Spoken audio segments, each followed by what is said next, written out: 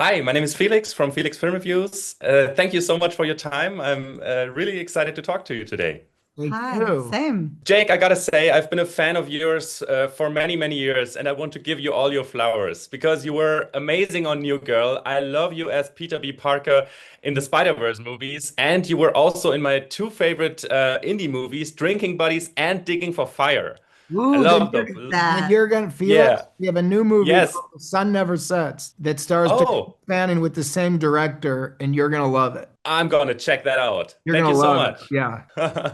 Awesome, awesome. Since Paula and Carl are co-parenting, all of you have a distinct relationship with Nola Wallace, who plays Hazel. Yes. Yeah. So how does your acting with a child actor change the way you are investing in your craft on set? That's really interesting. And she hasn't been given enough credit for a talented actor she is.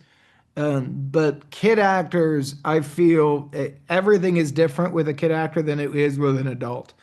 So really, when you're working, in my opinion, when you're working with a child, all the technique and the gamemanship and the little fun methody stuff we do and messing with each other, none of that applies. And it's really just, in my opinion, you're just trying to make sure they have a good period of their life. They're 10 years Yeah. old, 11 years old.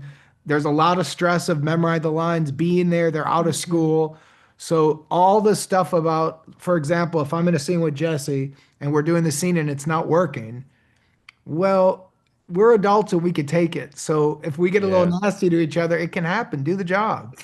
I don't feel that way with kid actors. So it's just a whole different thing. It's almost as if you're just trying to make it as pleasant for them as possible Yeah. because it's a lot on a kid's shoulders, in my Which opinion. which was not difficult with Nola Yeah, because she was talented woman. very, very talented and also very easeful. She Yeah. seemed like she was having an Yeah. easy breezy, fun time and that she was really a kid and she had great supportive Yeah. parents there and it was it was a nice vibe. She's a wonderful little actor. Yeah.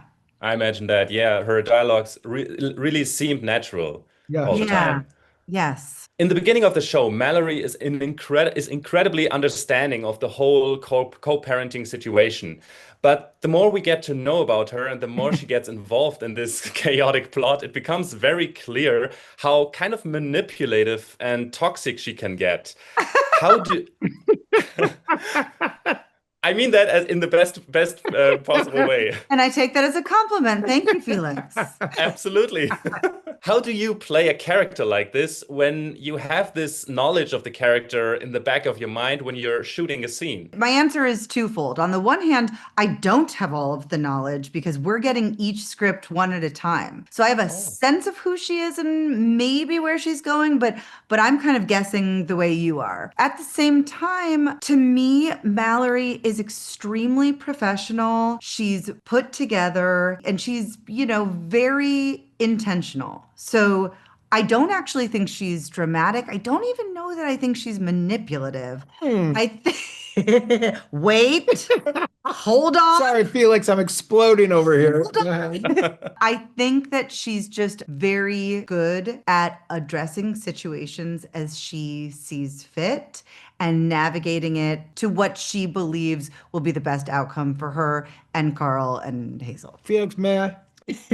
That yes. was the craziest answer I've ever heard to a great Like, question. yeah. Here's the reality. It's true. Mallory is manipulative. She is somewhat of the villain of the show. The problem is Jesse just doesn't see it that way, and we would argue about that on set. She would literally say, "Oh, I guess Mallory's here, not doing much." I'm like, "Well, she's the villain." Yeah. And she'd go, "No, she isn't. She's just her Carl's little sidekick." Carl snaps, and here comes Mallory, and I go, "I don't think that's the case." And she was like, "Oh, you don't get it." So I think the way Jesse Hodges, Ah, one of the ways it's played so well is because the actress was totally lost.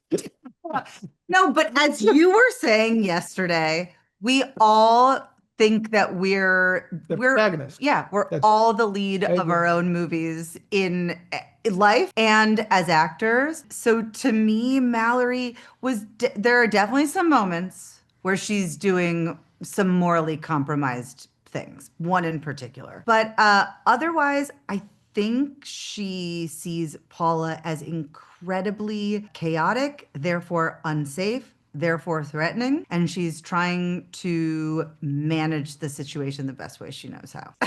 You both did an amazing job. I loved the show. Thank you so much. That's my time. Felix, before Thank you you. go really fast, you do Felix film reviews. What is a 30-second review of Maximum Pleasure Guarantee? Oh, great Oh, question. wow. Okay. Paula is in a really weird situation. She loves her kid, but there's a guy trying to ruin her life and maybe kill her because he killed person she really, really connected to. And now she's in a impossible situation and she's having a lot of fun with her kid. And it's only going to get worse. That was I like it. brilliant. Perfect. I'm going to take that a little bit. Yeah, we're going to do that for the rest of the day.